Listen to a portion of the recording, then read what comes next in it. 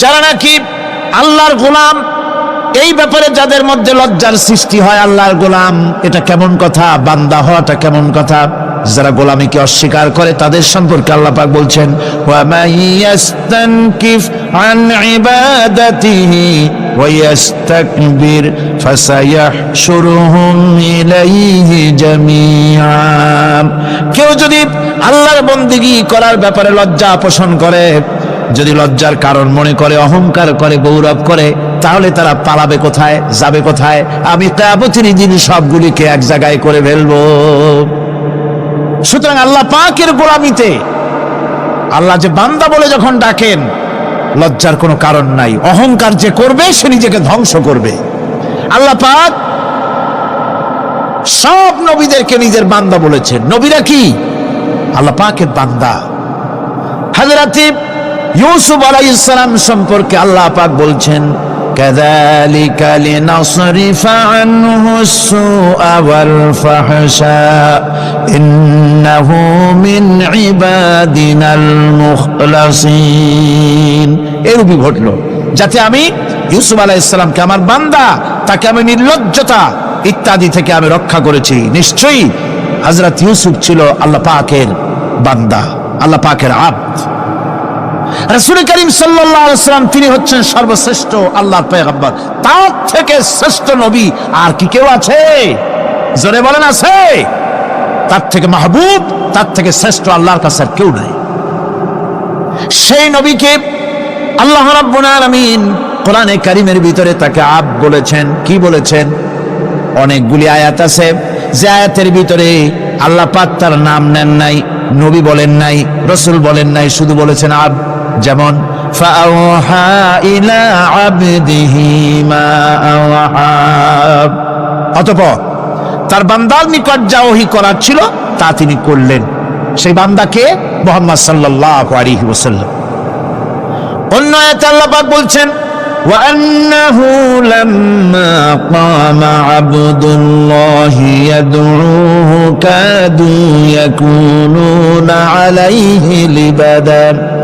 আর এই আল্লাহর বান্দা যখন নামাজ পড়তে দাঁড়িয়ে গেল, আল্লাহকে ডাকার জন্য যখন দাঁড়ালো, তখন লোকেরা তার উপরে ঝাঁপিয়ে পড়ল, ঝাঁপিয়ে পড়ার জন্য প্রস্তুতি গ্রহণ করলো। এখানে আব বলা হয়েছে কাকে? মুহাম্মদ সাল্লাল্লাহু আলাইহি সাল্লামকে। এভাবে করে অন্য এক আয়াতে আল্লাহ পাক তার হাবিবকে আব বলছেন, বান্দা বলতেছেন, ইন কুনতুম ফি রাইবিম মিম্মা নাযালনা আলা আবদিনা। আমার বান্দার উপরে যে কিতাব নাজিল করেছি তাতে যদি তোমাদের কোনো সন্দেহ হয়, এই যে আমার বান্দার উপরে, ওই বান্দাকে বলেন সবাই, মুহাম্মদ রাসূলুল্লাহ সাল্লাল্লাহু আলাইহি ওয়াসাল্লাম। অন্য আয়াতে বলা হচ্ছে, تبارك الذي نزل الفرقان على عبده ليكون للعالمين نذيرا। অতীব বরকতপূর্ণ সেই মহান সত্তা যিনি তার বান্দার উপরে ফুরকান নাজিল করেছেন। কে সেই বান্দা? মুহাম্মদ সাল্লাল্লাহু আলাইহি ওয়াসাল্লাম। মেরাজের ঘটনা বলতে গিয়ে আল্লাহ রাব্বুল আলামিন বলতেছেন, সুবহানাল্লাযী আসরা বিআবদিহি লাইলাম মিনাল মাসজিদিল হারামি ইলাল মাসজিদিল আকসা। পবিত্র সেই মহান সত্তা যিনি তার বান্দাকে ইসরা করিয়েছেন। কে সেই বান্দা? মুহাম্মদ রাসূলুল্লাহ সাল্লাল্লাহু আলাইহি ওয়াসাল্লাম। সুতরাং আবদিয়াত, ইবাদত, গোলামি, এটা হচ্ছে মানুষের জীবনের সবচেয়ে বড় মর্যাদাকর খেতাব আল্লাহর পক্ষ থেকে আল্লাহর বান্দা হওয়া। গোলামি পরিপূর্ণরূপে হবে কেবলমাত্র আল্লাহ পাকের। এই গোলামির জন্যই আল্লাহ পাক আমাদেরকে সৃষ্টি করেছেন, অন্য কোনো কাজে আমাদেরকে সৃষ্টি করেন নাই। সেই জন্য আমাদেরকে গোলামি করতে হবে, আনুগত্য করতে হবে কেবলমাত্র কার বলুন তো? এই গোলামি যদি সঠিকভাবে করি, যদি বান্দারা যারা আল্লাহ পাকের বান্দা বলে, গোলাম বলে নিজেদেরকে দাবি করে, যদি সঠিকভাবে ইবাদতটা করা যায়, তাহলে আল্লাহ তাদের জন্য কি ওয়াদা করেছেন শুনুন। দুনিয়ায় তাদেরকে আল্লাহ পুরস্কার দেবেন, আখিরাতেও দেবেন। এটা বন্ধ করুন। দুনিয়া এবং আখিরাতে আল্লাহ পুরস্কার দেবেন। সে পুরস্কারটা কি? দুনিয়ার পুরস্কারটা আগে শোনেন। আল্লাহ পাক বলেন, যারা আমার ইবাদত করবে তাদের ব্যাপারে আমার ওয়াদা শোনো। ওয়াদাল্লাহুল্লাযীনা আমানু ওয়া আমিলুস সালিহাতি লায়াস্তাখলিফান্নাহুম ফিল আরদি কামাস্তাখলাফাল্লাযীনা মিন ক্বাবলিহিম। তোমাদের মধ্যে যারা ঈমান এনেছে এবং সৎ কাজ করেছে, আল্লাহ রাব্বুল আলামিন তাদের ব্যাপারে আল্লাহর ওয়াদা হচ্ছে, আল্লাহর প্রতিজ্ঞা হচ্ছে, আল্লাহ ওয়াদা করতেছেন তাদেরকে জমিনের উপরে প্রতিষ্ঠিত করবেন। যেমন করে তোমাদের পূর্বপুরুষদেরকে প্রতিষ্ঠিত করা হয়েছিল, ওইভাবে তোমাদেরকে প্রতিষ্ঠিত করা হবে। সুবহানাল্লাহ। প্রতিষ্ঠিত করা হবে মানে রাষ্ট্র ক্ষমতা দেওয়া হবে। কি দেওয়া হবে? যদি গোলাম হও, যদি কি হও? গোলাম। আল্লাহ পাক বলছেন শুধু তাই নয়, আমি আমার দিনকে যারা প্রতিষ্ঠা করবে, আমার গোলামেরা যদি, আমার বান্দারা সঠিকভাবে যদি আমার গোলামি করে, ঈমান আনে, আমলে সালেহ করে, নেক কাজ করে, আমি তাদেরকে রাষ্ট্র প্রতিষ্ঠার সুযোগ করে দেব। আর তাদের জন্য ভীতির পরিবর্তে, সন্ত্রাসের পরিবর্তে শান্তি কায়েম করে দেব। সুবহানাল্লাহ। وَلَيُمَكِّنَنَّ لَهُمْ دِينَهُمُ الَّذِي ارْتَضَىٰ لَهُمْ وَلَيُبَدِّلَنَّهُم مِّنْ خَوْفِهِمْ أَمْنًا। তাদের দিনকে তারা নিজেদের জন্য যা পছন্দ করেছে অবশ্যই তিনি তা কায়েম করে দিবেন, এবং সন্ত্রাস আর ভীতির পরিবর্তে আল্লাহ নিরাপত্তা দান করবেন। জোরে কোন সুবহানাল্লাহ। সন্ত্রাস বন্ধ হবে, চুরি, ডাকাতি, জেনা, ব্যভিচার সব বন্ধ হয়ে যাবে। তোমরা ক্ষমতায় থাকবে, তোমরা ডমিনেটেড হবে না, তোমরা ডমিনেট করবে। গোটা পৃথিবীকে শাসন করবে, শাসিত তোমরা হবে না। আর ভীতির পরিবর্তে নিরাপত্তা তোমরা লাভ করবে। কি করলে? ইয়াবুদুনানি লা ইউশরিকুনা বি শাইআ। সুতরাং তারা যেন আমার ইবাদত করে এবং আমার সঙ্গে যেন কাউকে শরীক না করে। আল্লাহ বলছেন, তোমরা যদি আমার সাথে শরীক না করো, ইবাদতের মধ্যে কাউকে যদি শরীক স্থাপন না করো, আর যদি তোমরা আমার ইবাদতটা সলিড ভাবে আমার জন্যই করো, তাহলে রাষ্ট্র ক্ষমতা তোমাদের হাতে আসবে, সন্ত্রাস নির্মূল হবে, শান্তি প্রতিষ্ঠিত হবে। এই হচ্ছে দুনিয়ার পুরস্কার। এটা কিসের পুরস্কার? আর আখিরাতের পুরস্কারের কথা বলা হচ্ছে। ومن يطع الله ورسوله ويخشى الله ويتقه فأولئك هم الفائزون। যে ব্যক্তি আল্লাহ এবং রাসূলের আনুগত্য করেছে, আল্লাহকে ভয় করে চলেছে, তার গজব থেকে বেঁচে রয়েছে, সেই হচ্ছে সফল কাম। সফল কাম মানে কি? কিয়ামতের দিন আল্লাহ পাক তাদেরকে জান্নাত দান করবেন। আল্লাহ পাক তাদেরকে কিয়ামতে কি দিবেন? জান্নাত দিবেন, চিরস্থায়ী শান্তির জায়গা, সেই জান্নাত লাভ করা যাবে। আজ ইবাদতের এই যে গুরুত্বপূর্ণ ইবাদত, এই ইবাদতের ভুল অর্থ সমাজের ভিতরে ছড়িয়ে আছে। সাধারণ মানুষও ভুল করেছে, অসাধারণ মানুষেরাও ইবাদতের ভুল অর্থ করে ভুলের মধ্যে নিমজ্জিত আছে বিরাট সংখ্যক লোকেরা। সাধারণ মুসলমানেরা তারা যে ভুলটা করলো ইবাদতের অর্থ করতে গিয়ে, সেটা হলো এই, সাধারণ লোকেরা মনে করলো কয়েকটা অনুষ্ঠানের নাম হচ্ছে ইবাদত, নামাজ, রোজা, হজ, যাকাত, সাদকা, ফিতরা, এর নাম হলো ইবাদত। অনুষ্ঠান শেষে তারা নিজেদেরকে স্বাধীন মনে করলো। তারা আল্লাহ পাকের প্রত্যেকটি আইনের ধারাকে লঙ্ঘন করলো। বছরে একবার রোজা রেখে, বছরে 1 মাস রোজা রেখে মনে করলো ইবাদত শেষ। 5 ওয়াক্ত নামাজ পড়ে মনে করলে ইবাদত শেষ। আমি প্রশ্ন করি, 5 ওয়াক্ত নামাজের নামই যদি হয় ইবাদত,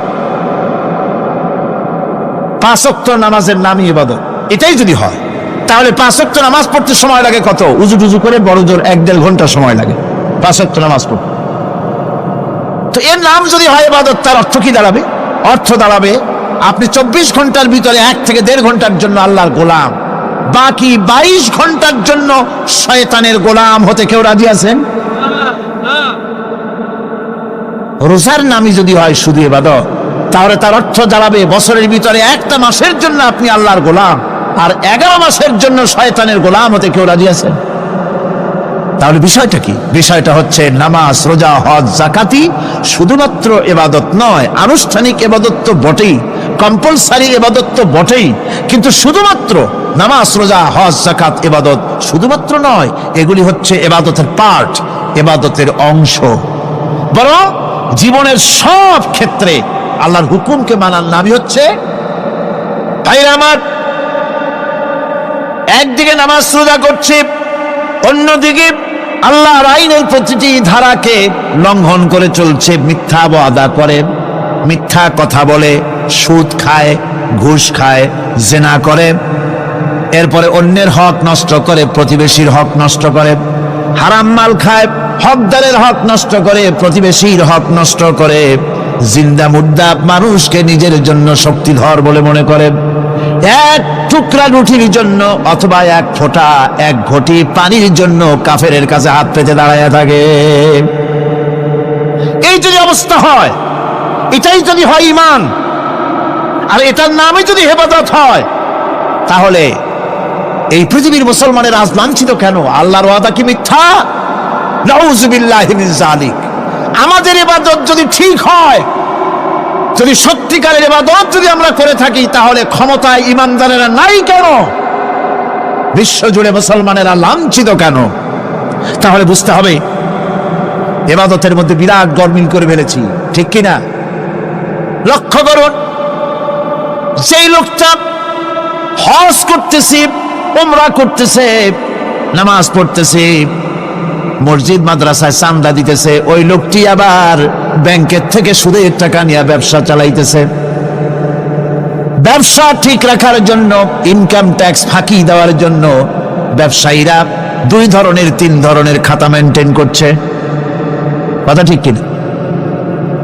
মিথ্যা কথা বলছে, ঘুষ দিতেছে, বেশি করে বিদ্যুতের বিল যাতে না আসে সেজন্য যারা বিদ্যুৎ লাইনে আছে তাদেরকে পয়সা দিয়ে ম্যানেজ করতেছে, ঠিক কিনা?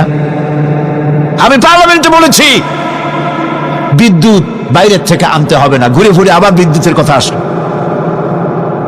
বিদ্যুৎ আনা লাগবে না, কারণ আমার দেশে চাহিদা হচ্ছে 2500 মেগাওয়াট, সেখানে 1800 মেগাওয়াট আমাদের আছে।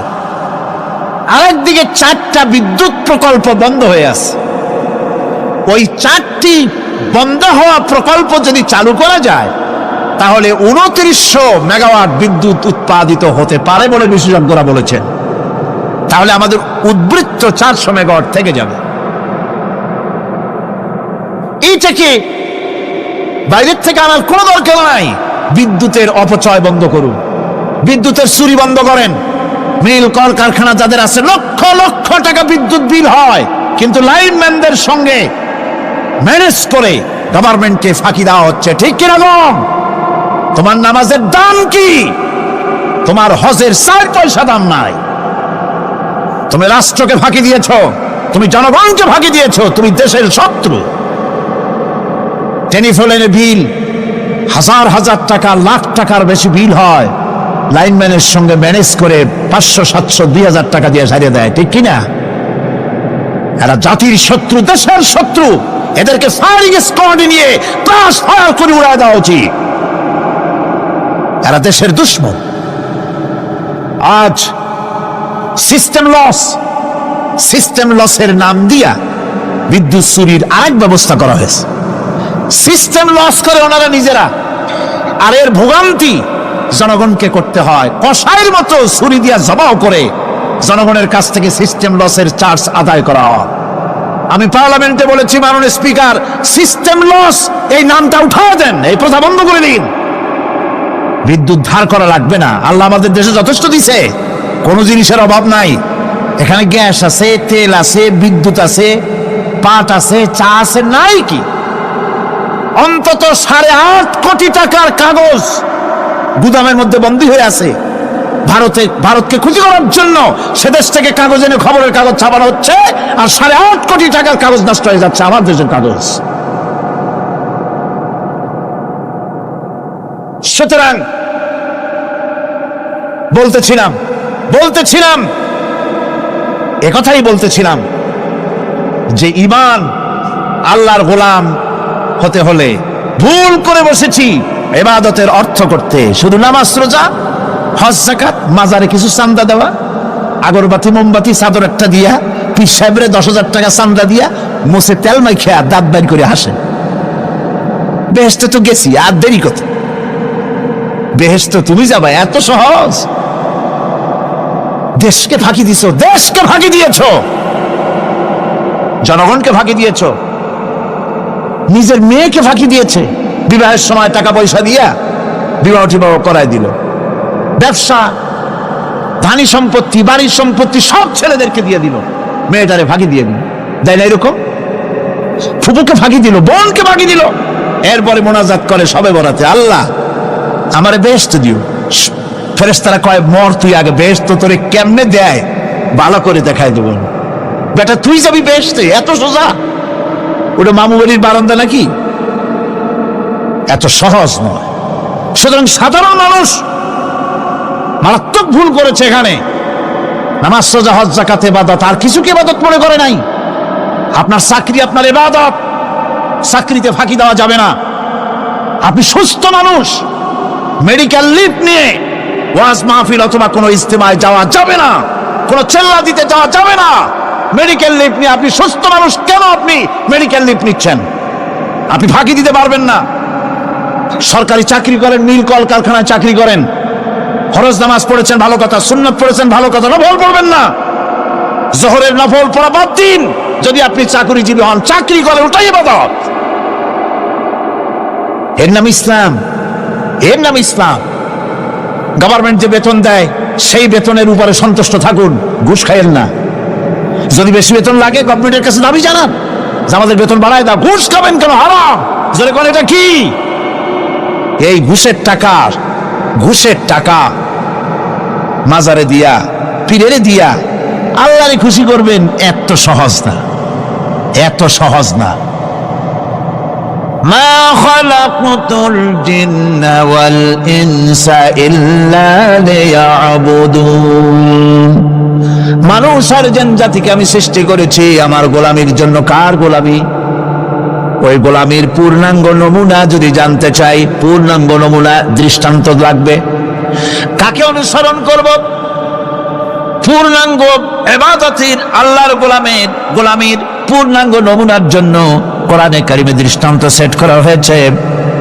হযরত ইব্রাহিম আলাইহিস সালামের আল্লাহ পাক বলেন, ইয ক্বালা লাহু রাব্বুহু আসলিম ক্বালা আসলামতু লিরাব্বিল আলামিন।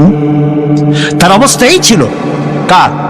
ইব্রাহিম আলাইহিস সালাম। তার অবস্থা এই ছিল যে তার রব যখন তাকে বললেন আনুগত্যের মস্তককে অবনত করে দাও, তিনি বললেন আমি আমার বিশ্বপালকের সামনে মাথাটা নত করে দিলাম। সুবহানাল্লাহ। কোন শর্ত ছাড়াই মাথা নিচু করে দিলাম। এই পন্থায়, তিনি যে পন্থাটা অবলম্বন করেছিলেন, এই পন্থায় চলার জন্য তার সন্তানদেরকেও তিনি হুকুম করেছিলেন। ووصى بها إبراهيم ببنيه ويعقوب يا بني إن الله اصطفى لكم الدين فلا تموتن إلا وأنتم مسلمون। ইয়াকুব এবং ইব্রাহিম আলাইহিস সালাম তার সন্তানদেরকে এই উপদেশ দিয়েছিলেন যে তিনি বলেছিলেন, হে আমার সন্তানেরা, আল্লাহ ছাড়া তোমাদের জন্য আল্লাহ পাক এই দ্বীনকে মনোনীত করেছেন। আল্লাহ পাকের আনুগত্য করবে, তার দ্বীনের প্রতি সারেন্ডার করবে। আর খবরদার মুসলমান না হয়ে যেন তোমরা মরে যেও না। মৃত্যু মুসলমান অবস্থায় থাকবে, অর্থাৎ মৃত্যু পর্যন্ত থাকবে কি অবস্থায়? মুসলমান অবস্থায়। أم كنتم شهداء إذ حضر يعقوب الموت إذ قال لبنيه ما تعبدون من بعدي। ইয়াকুব আলাইহিস সালাম তার মৃত্যুর সময় জিজ্ঞেস করেছিলেন, ও আমার সন্তানেরা, আমার মৃত্যুর পরে তোমরা কার ইবাদত করবে, তার কার গোলামি করবে? তারা জবাব দিলেন, ক্বালু নাবুদু ইলাহাকা ওয়া ইলাহা আবাইকা ইব্রাহিম ওয়া ইসমাঈল ওয়া ইসহাকা ইলাহাও ওয়াহিদান ওয়া নাহনু লাহু মুসলিমুন। নিঃসন্দেহে আমরা ইবাদত করব, গোলামি করব আপনার রবের, আপনার পিতার রবের, এবং আল্লাহর ইবাদত করব। আপনিও আপনার পূর্বপুরুষ ইব্রাহিম ইসমাইল যে আল্লাহকে ইবাদত করেছে সে আল্লাহ পাকের ইবাদত আমরা করব এবং তার অনুগত হয়ে থাকব। দাসত্ব এবং পূর্ণাঙ্গ দাসত্বের গোলামীর পূর্ণাঙ্গ নমুনা হচ্ছেন হযরত ইব্রাহিম আলাইহিস সালাম। আল্লাহর গোটা জমিন যখন শিরকের অন্ধকারে ডুবে গিয়েছিল তখন হযরত ইব্রাহিম আলাইহিস সালাম তাওহীদের আলো জ্বালিয়ে দিয়েছিলেন। এই নিবেদিতদের ইমাম হিসাবে আল্লাহ পাক তাকে ঘোষণা দিলেন। কোরআনে কারীম বলছে, وَإِذَا ابْتَلَى إِبْرَاهِيمَ رَبُّهُ بِكَلِمَاتٍ فَأَتَمَّهُنَّ قَالَ إِنِّي جَاعِلُكَ لِلنَّاسِ إِمَامًا। ইব্রাহিমকে তার রব কয়েকটি বাক্য দিয়ে পরীক্ষা করলেন এবং তিনি সেই পরীক্ষাগুলোতে পাশ করলেন। তখন আল্লাহ রাব্বুল আলামিন তাকে বললেন যে আমি তোমাকে গোটা বিশ্ব মানবতার জন্য, গোটা বিশ্বের সমস্ত মানুষের জন্য আমি তোমাকে নেতা বানাবো। সুবহানাল্লাহি ওয়া বিহামদিহি। প্রথম পরীক্ষা হলো, গতকাল বলেছি, সে আগুনের পরীক্ষা। সেখানে আল্লাহ পাক তাকে পাশ করালেন, তিনি পাশ করলেন। দ্বিতীয় পরীক্ষা ছিল বিবি এবং নবজাতক সন্তানকে নিয়ে। আল্লাহ হুকুম করলেন এই বিবি আর বাচ্চারে নিয়ে মরুভূমিতে রেখে আসো। মরুভূমিতে যেখানে ঘর নাই, বাড়ি নাই, সেই জায়গায় বিবি এবং বাচ্চাকে রেখে যাওয়ার সময় তিনি বললেন, রব্বানা ইন্নী আসকানতু মিন যুররিয়াতি বিওয়াদিন গায়রি যী যাররিন ইনদা বাইতিকাল মুহাররাম। হে আল্লাহ রাব্বুল আলামিন, আমি পানি এবং তরুলতাবিহীন এক মরুভূমির ভিতরে আমার বংশের একটি অংশকে এখানে রেখে গেলাম। তোমার ঘরের কাছে পুনর্বাসিত আমি তাদের কাছে, এই ঘরের কাছে, সম্মানিত ঘরের কাছে রেখে গেলাম। পরীক্ষায় তিনি পাশ করলেন। হযরতে হাজেরা প্রশ্ন করলেন, ইব্রাহিম, পানি নাই, খাবার নাই, মানুষ নাই, ঘর নাই, বাড়ি নাই, মরুভূমির ভিতরে আমাকে আর আমার বাচ্চারে ফেলে রেখে যাচ্ছ কেন? কোনো জবাব নাই। দুইবার তিনবার প্রশ্ন করলেন। এরপরে তিনি আবার প্রশ্ন করলেন, বললেন, ইব্রাহিম, এটা কি আল্লাহর হুকুম নাকি?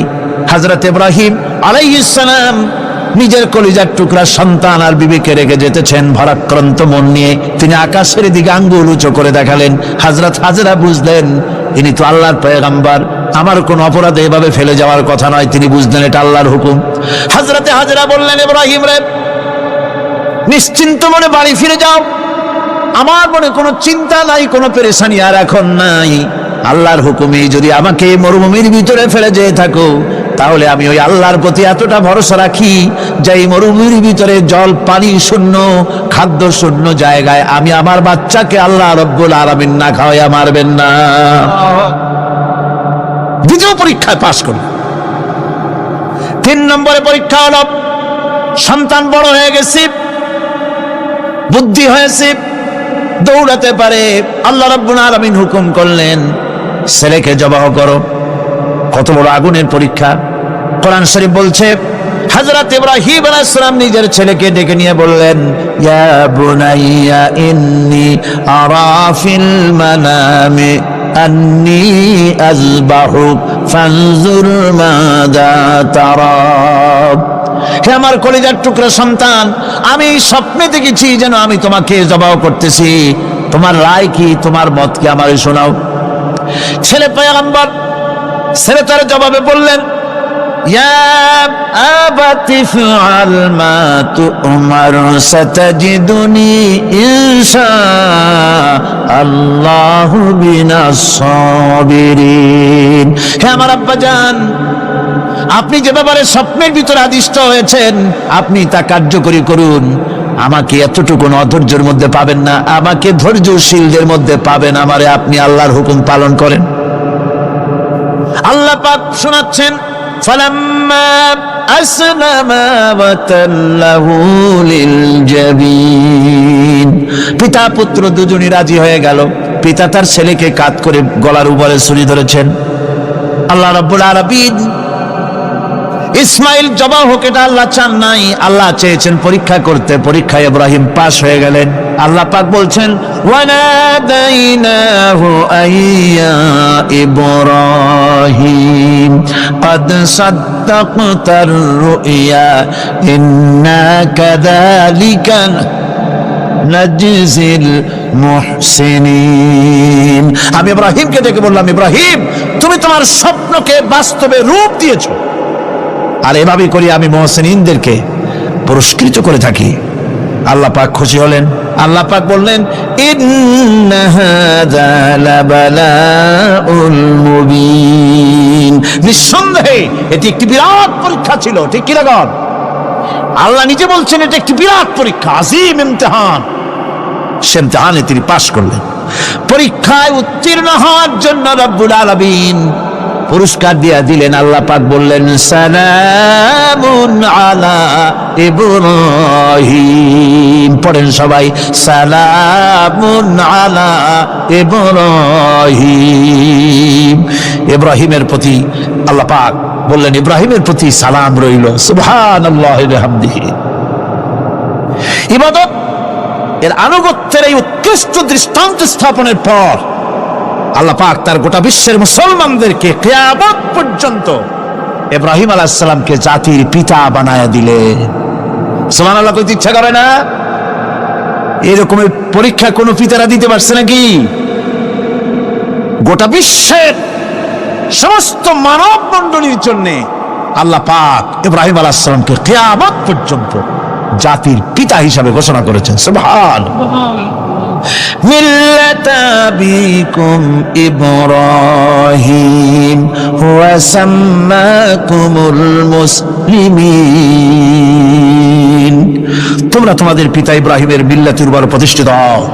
আল্লাহ পাক বলছেন তোমাদের পিতা ইব্রাহিমের মিল্লাতের উপর প্রতিষ্ঠিত হও, আর আল্লাহই তোমাদের নাম রেখেছে মুসলমান। তোমরা হচ্ছে মুসলমান। আমাদের পরিচয়, ওই যে পরিচয়ের কথা আগে হয়ে গেছে, আমাদের পরিচয় আমরা মুসলমান। আমাদের পরিচয় কি? মুসলমান। এটা প্রথম পরিচয়। ইবাদতের পূর্ণাঙ্গ মাপকাঠি হিসেবে আল্লাহ পাক হযরত ইব্রাহিম আলাইহিস সালামকে দুনিয়াবাসীর সামনে পেশ করেছেন। কোরআন বলছে ইহুদি এবং খ্রিস্টানেরা মুসলমানদেরকে বিভ্রান্ত করতে চায়। তারা বলে ওয়াকালু কুনু হুদান আও নাসারা তাহতাদু কুল বাল মিল্লাতা ইব্রাহিম হানিফা ওয়া মা কানা মিনাল মুশরিকিন। ইহুদিরা বলে ইহুদি হও তবেই তোমরা সঠিক পথ পাবা, খ্রিস্টানেরা বলে খ্রিস্টান হও তবেই তোমরা সঠিক পথ প্রাপ্ত হবে। আল্লাহ পাক বলছেন এদের সকলকে বলে দাও বরং তোমরা সব পরিত্যাগ করে মিল্লাতে ইব্রাহিমের ভিতরে শামিল হয়ে যাও। এটাই মুক্তির পথ, এটাই নাজাতের পথ, এটাই আল্লাহর পথ। সুবহানাল্লাহি ওয়া বিহামদিহি। এমনকি রাসূল করিম সাল্লাল্লাহু আলাইহি ওয়াসাল্লামকে আল্লাহ পাক বলেছেন আনিত্তাবি' মিল্লাতা ইব্রাহিম হানিফা, চারদিক থেকে মুখ ফিরিয়ে এনে মিল্লাতে ইব্রাহিমের ভিতরে শামিল হয়ে যাও, তারই অনুসরণ করো। রাসূল করিম সাল্লাল্লাহু আলাইহি ওয়াসাল্লাম ইবাদত বা আনুগত্যের সর্বোৎকৃষ্ট নমুনা হওয়ার কারণে ইব্রাহিম আলাইহিস সালাম সম্পর্কে হুজুর বলেছেন ইন্না ইব্রাহিমা খায়রুল বারিয়া, রাওয়াহু মুসলিম। রাসূল সাল্লাল্লাহু আলাইহি ওয়াসাল্লাম বলেছেন ইব্রাহিম হচ্ছেন জগতের সর্বোত্তম ব্যক্তি। সুবহানাল্লাহ। সুতরাং আমাদেরকে ইবাদতের নমুনা হিসেবে ইব্রাহিম আলাইহিস সালামকেও মানদণ্ড হিসেবে দেখতে হবে যে কিভাবে তিনি সারেন্ডার করেছিলেন আল্লাহ পাকের দরবারে। এখন আমি আপনাদের সামনে বলতে চাই মানুষের জীবনে সবচাইতে বড় দুটি চাহিদা আছে, একটা হচ্ছে খাদ্য আর একটা হচ্ছে নিরাপত্তা। একটা খাদ্য আর একটা কি? নিরাপত্তা। পেট ভরে খাইতে চাই আর চোর ডাকাতের উপদ্রব থেকে নিরাপত্তা পেতে চায়। আইন শৃঙ্খলা পরিস্থিতির উপরে যখন পার্লামেন্টে আলোচনা হচ্ছিল আমি তখন বলেছি মাননীয় স্পিকার, আমার দেশের সাধারণ ভোটারদের বড় কোনো আশা আকাঙ্ক্ষা নাই। তারা কোনোদিন বলে না যে আমাদের গুলশানে বাড়ি দিতে হবে, সকলে আমাদেরকে মঙ্গল গ্রহে অফিস বানায় দিতে হবে, পাঁচেরও গাড়ি দিতে হবে, এগুলি তারা দাবি করে না। যারা ভোট দেয়, কষ্ট করে, মিছিল করে, এই সাধারণ জনগণের দাবি হচ্ছে মিনিমাম দাবি, খুবই কম। তাদের দাবি হলো মোটা সুতার কাপড় চাই ইজ্জত ঢাকার জন্য, পেট ভরে খেতে চাই, পোলাও কোরমা বিরিয়ানির দরকার নাই, আর আশ্রয়ের জন্য ছোট্ট একটু ঘর চাই, চোর ডাকাতের উপদ্রব থেকে নিরাপত্তা চাই। কথা ঠিক কিনা? আমি বললাম, স্পিকার সাহেব, আজ পর্যন্ত যতগুলি গভর্নমেন্ট এসেছে বাংলাদেশে, প্রত্যেকটি গভর্নমেন্ট আমার দেশের জনগণের এই ন্যূনতম দাবি, এই আশা পূরণ করতে ব্যর্থতার পরিচয় দিয়েছে। কেউ পারে নাই। যারাই গেছে তারাই তাদের নিজেদের আখের গোছাবার চেষ্টা করেছেন। সব নিজেকে নিয়ে ব্যস্ত, নিজের লোক তিনি নিয়ে ব্যস্ত, জনগণ নিয়ে চিন্তা নাই। সুতরাং মানুষের চাহিদা হচ্ছে খাদ্য আর নিরাপত্তা। আমরা কি খাদ্য আর নিরাপত্তা সত্যি কি চাই? চাই। খাদ্য যদি চাই ক্ষুধার সময়, নিরাপত্তা যদি চাই ভীতির সময়, আল্লাহ রাব্বুল আলামিন বলেন কোন গভর্নমেন্ট দিতে পারবে না, দুনিয়ায় কেউ দিতে পারে নাই, পারবেও না। ক্ষুধার সময় যদি খাদ্য চাও, ভীতির সময় যদি নিরাপত্তা লাভ করতে চাও, তাহলে ফালিয়াবুদু রাব্ব হাযাল বাইত, এই ঘরের মালিকের ইবাদত কর। কোন ঘর? কাবা ঘর। বলেন কোন ঘর? কাবা ঘর। কাবা শরীফের মালিকের ইবাদত কর। তাহলে কি হবে? আল্লাযী আত'আমাহুম মিন জু'ইন ওয়া আমানাহুম মিন খাউফ। এই ঘরের মালিকের ইবাদত যদি করো, তাহলে ক্ষুধার সময় তিনি তোমাদেরকে খেতে দিবেন, আর ভীতির সময় তিনি তোমাদের নিরাপত্তা দান করবেন। হে ওয়াদা কার? চিল্লায় বলেন ওয়াদা কার? আল্লাহ পাকের ওয়াদা বিশ্বাস হলো না, এমনই পোড়া কপালের মুসলমান। নির্বাচন যখন আসলো, সলিমউদ্দিন সাহেব আসতেন মঞ্চের উপরে, পরিচয় করানো হচ্ছে। এত আপনারা যার বক্তৃতা শোনার জন্য দ্বিপ্রহরের রৌদ্রে কষ্ট করতেছিলেন, এখন সেই সংগ্রামী জননায়ক, বিপ্লবী সন্তান, তিনি এখন আপনাদের সামনে বক্তব্য রাখবেন। উনি দাঁড়ায় বললেন, ভাইয়ারা আমার, বোনেরা আমার, আমি এবার বোতল মার্কা বাক্স নিয়ে দাঁড়াইছি, আমারে সকলে মিলে ভোট দেন। এবার যদি ক্ষমতায় যেতে পারি, না খাইয়া কেউ মরবেন না, কিন্তু কি খাইয়া মরবে তাও কয় না। মানুষেরা এই কথাগুলি বিশ্বাস করলার সমানে ভোট দিল। হায় রে কপাল! আল্লাহ বললেন আমার ইবাদত কর, আমার গোলামি কর জীবনের সব জায়গায়, তাহলে ক্ষুধার সময় খাইতে পারবি আর ভীতির সময় নিরাপত্তা পাবি। আল্লাহর কথাটা বিশ্বাস হইল না। এই নামাজ পড়ার মুসলমানের দাম আছে, কোন দাম আছে? এ রোজাকার দাম আছে, এ মুসলমান দাবি করার দাম আছে। আল্লাহ রাব্বুল আলামিন তিনি পরিষ্কার করে বলছেন, এই ঘরের মালিকের ইবাদত করো, তিনি ক্ষুধার সময়ে খেতে দিবেন, আর তিনি তোমাদেরকে ভীতির সময় নিরাপত্তা দান করবেন। চাউলের অভাব হবে না, পাটের অভাব হবে না, খাদ্যের অভাব হবে না, কারণ দুটি জিনিস যদি তোমরা করতে পারো, খাবারের অভাব হবে না। ওয়ালাউ আন্না আহলাল কুরা আমানু ওয়াত্তাকাউ লাফাতাহনা আলাইহিম বারাকাতিম মিনাস সামাই ওয়াল আরদ। দেশের লোকেরা, জনপদের লোকেরা যদি দুইটা কাজ করে, এক নম্বরে হলো আমার উপরে ঈমান আনবে, দুই নম্বরে হলো আমাকে ভয় করার নীতি অবলম্বন করে যদি চলে, তাহলে ওই দেশের মানুষের জন্য আকাশ আর জমিনের সব বরকতের দরজা আমি আল্লাহ খুলে দেব। আল্লাহর ওয়াদা। আল্লাহ পাকের নিকট মানুষের সবচাইতে বড় দাবি কি? আল্লাহর কাছে মানুষের সবচাইতে বড় দাবি কি করতে পারেন? পারেন? আল্লাহ পাকের কাছে মানুষের শ্রেষ্ঠ দাবিটা আল্লাহ নিজেই শিখাই দিয়েছেন। আমার কাছে দাবি কর, ইহদিনাস সিরাতাল মুস্তাকিম। আয় আল্লাহ, একটা সোজা, একটা সরল রাস্তা আমারে দাও, একটা সহজ পথ আমারে দাও। এই কথা সূরা ফাতিহা দাবি করার পর আল্লাহ রাব্বুল আলামিন এই অভিনন্দনের জবাবে, 7টা বাক্যের অভিনন্দনের জবাবে আল্লাহ রাব্বুল আলামিন 30 পারা কোরআন শরীফ নাজিল করে দিলেন। সূরা ফাতিহার এই সওয়ালের জবাবে আল্লাহ পাক বললেন, ওয়া আনি'বুদুনি হাযা সিরাতুম মুস্তাকিম। সোজা রাস্তা চাও, আমার গোলামি করো, ইবাদত করো। সব জায়গায় ইবাদত, গোলামি করাই লাগবে। আমার কাছে সোজা রাস্তা চাও, সোজা রাস্তা হলো আমার গোলামি করা। কার গোলামি? বেহেশতে যেতে চান? আমি আস্তে জিগেলাম বলে আপনারাও আস্তে জবাব দিলেন। বেহেশতে যেতে চান? সুবহানাল্লাহ। এমন কোন মানুষ আছে নাকি যে বেহেশতে যেতে চায় না? মত করে যাইতে চায়। সবাই, আমরা সবাই বেহেশতের আশা করি, ঠিক কিনা? আল্লাহ রাব্বুল আলামিন বলেন, বেহেশতে যদি যেতে চাও তাহলেও ইবাদত করা লাগবে, ইবাদত ছাড়া জান্নাতে যাওয়া যাবে না। ফাদখুলি ফি ইবাদি ওয়াদখুলি জান্নাতি। সর্বপ্রথম আমার বান্দার মধ্যে দাখিল হয়ে যা, আমার গোলামির মধ্যে দাখিল হয়, আমার গোলাম হয়, এরপরে আমার জান্নাতে চলে যা। আগে গোলাম হবি, তারপরে কোথায় যাবি? জান্নাতে যাবে। আগে গোলাম হ, আগে গোলামির খাতায় নাম লেখা, আগে সত্যিকারের আমার বান্দা হ, গোলাম, এরপরে জান্নাতে যাওয়া যাবে। জান্নাতে যাইয়া আল্লাহর সাথে কি দেখা করতে চাই? আল্লাহর সাথে দেখা করতে চাই।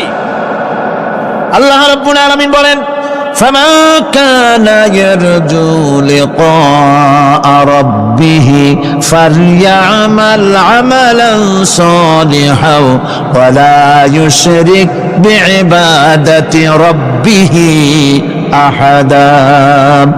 তোমাদের মধ্যে যদি কেউ আল্লাহর সঙ্গে, তার রবের সঙ্গে যদি কেউ দেখা করতে চায়, তাহলে সে যেন ভালো ভালো কাজ করে, নেক কাজ করে, আর তোমার রবের সাথে অর্থাৎ আল্লাহ রব্বুল আলামিনের সাথে ইবাদতের মধ্যে যেন কাউকে শরীক না করেন। শিরক যদি না করো, খাঁটি গোলাম, খাঁটি বান্দায় যদি পরিণত হতে পারো, কিয়ামতের দিন আল্লাহ রব্বুল আলামিনের সঙ্গে দিদার নসিব হয়ে যাবে। এই গোলামি করব কতদিন? কতদিন গোলামি করব? এই প্রশ্নের জবাবে আল্লাহ রাব্বুল আলামিন কোরআনে কারীমের মধ্যে জবাব দিয়ে দিয়েছেন, ওয়াবুদ রাব্বাকা হাত্তা ইয়াতিয়াকাল ইয়াকিন। মৃত্যু পর্যন্ত, যতক্ষণ না নাক দিয়ে শেষ প্রশ্বাসটি, নিঃশ্বাসটি বেরিয়ে যাচ্ছে, ততক্ষণ পর্যন্ত আনুগত্য, গোলামি শব্দ হবে কার? জোরে চিল্লায় এখন কার? এই গোলামি জীবনের সব ক্ষেত্রে করতে পারলে আমরা মুসলমান, আর করতে না পারলে মুসলমান নামে মুনাফিক। না পারলে কি? মুনাফিক। বন্ধুগণ, ইয়াকা না'বুদু পর্যন্ত বলে ওয়া ইয়াকা নাস্তাইনের কথাটা শোনাচ্ছি। সূরা ফাতিহার ভিতরে আমরা পড়ি, পড়েন আমার সাথে, ইয়াকা না'বুদু ওয়া ইয়াকা নাস্তাইন। হায় আল্লাহ, একমাত্র তোমার গোলামি করি আর একমাত্র তোমার কাছে সাহায্য চাই। তুমি ছাড়া কারো কাছে সাহায্য? এটা কি ঠিক? এটা কি আমাদের মনের কথা, ঈমানের কথা? আল্লাহ করুন, আল্লাহ করুন, বলি আমিন।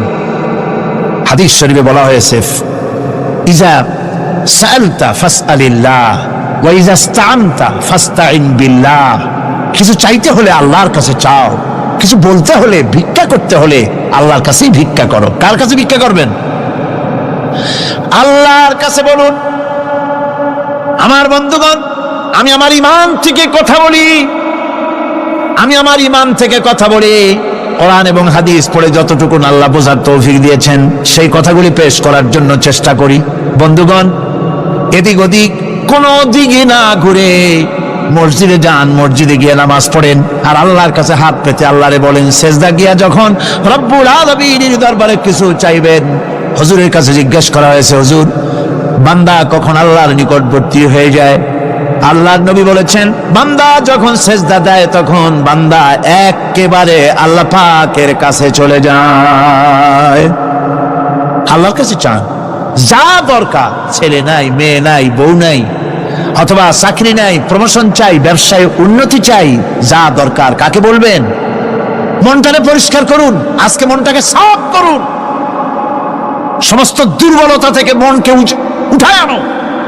বিশ্বাস করুন, যা চাওয়া যা বলা সবটা আল্লাহর কাছে। কার কাছে? আমি তার গোলাম। আমি কার গোলাম? আল্লাহ ছাড়া কারো কাছে আমার অভিযোগ তুলবো না, সবটা বলবো আল্লাহর কাছে। বলে দেখেন, বলে দেখেন আল্লাহ পাক কিভাবে আপনাকে সাহায্য করেন। সুবহানাল্লাহ।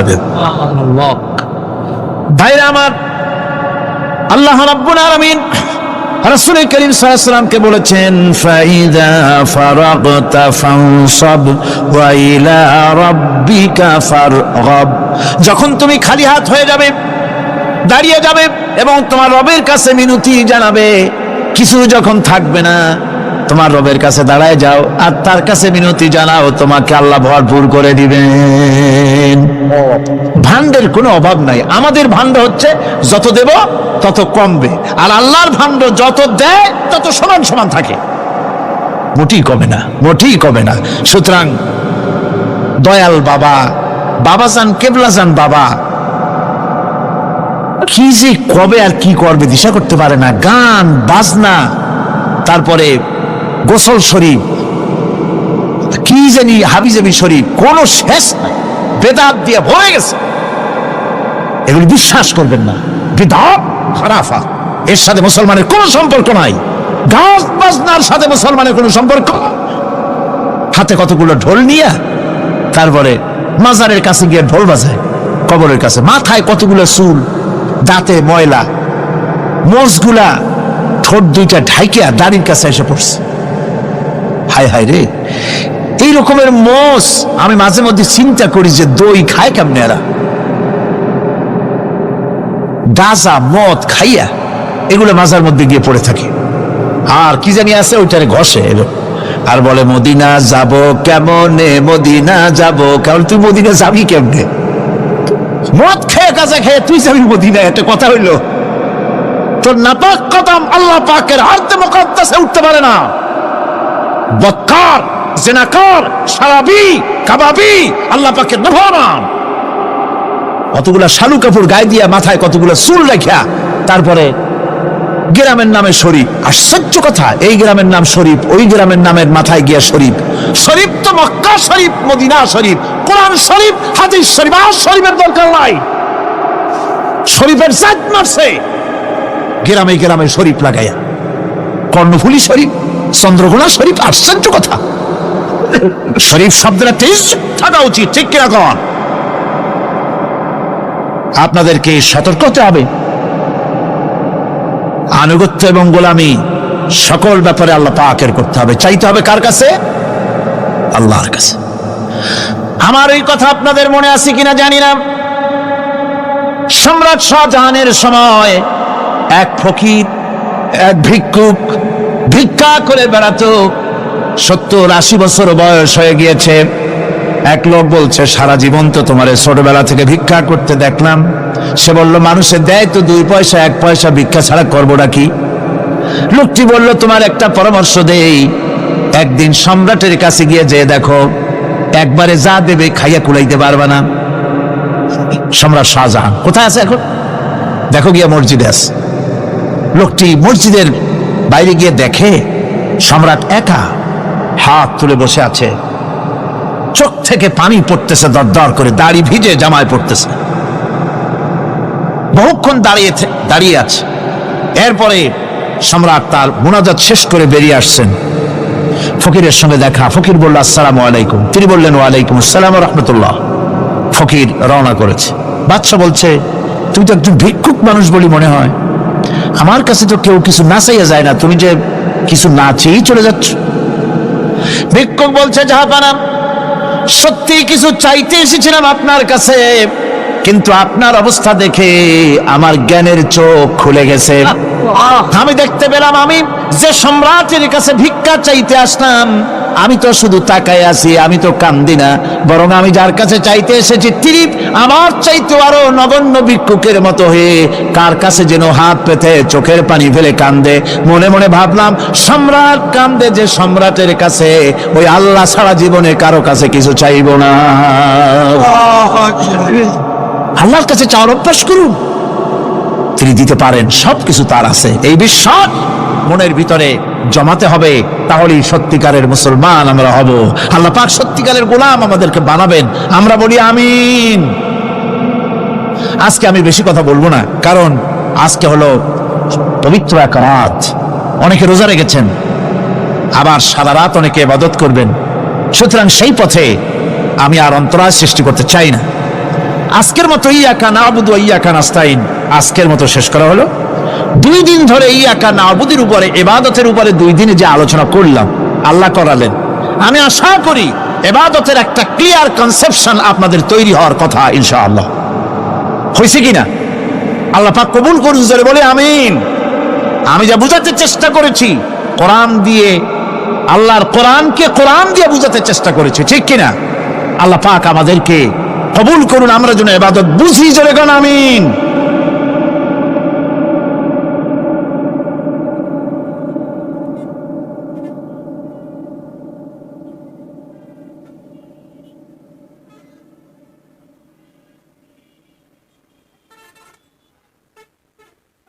আবু আইয়ুব আনসারীর ঘরের সামনে গিয়ে ওঠ দাঁড়িয়ে গেল।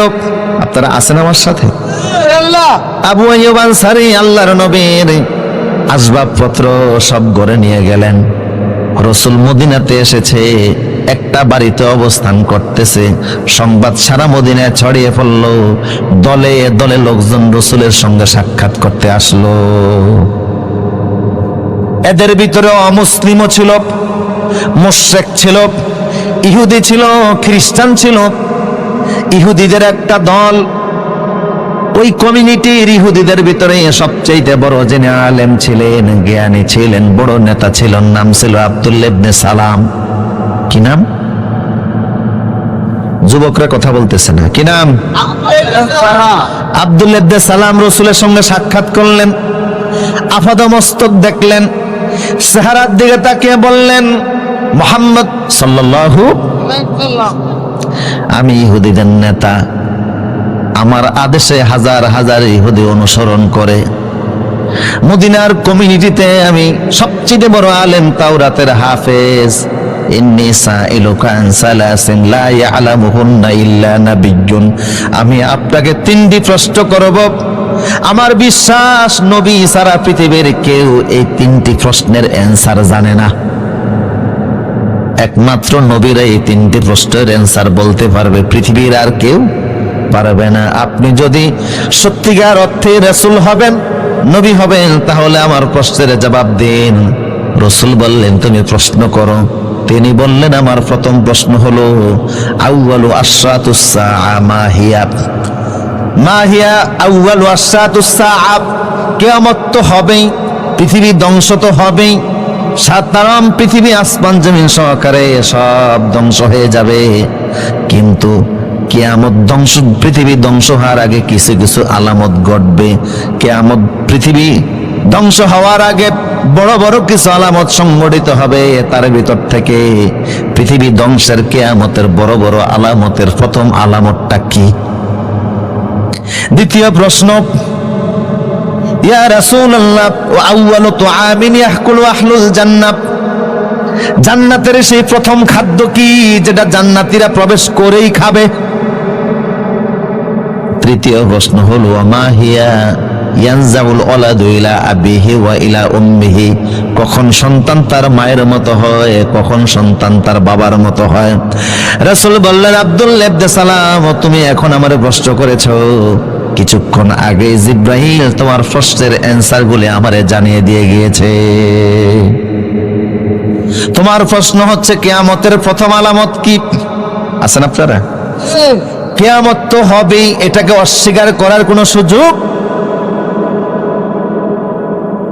কিন্তু কবে হবে, কখন হবে? ইন্নাল্লাহা ইনদাহু ইলমুস সাআ, সেটা আল্লাহ ভালো জানেন।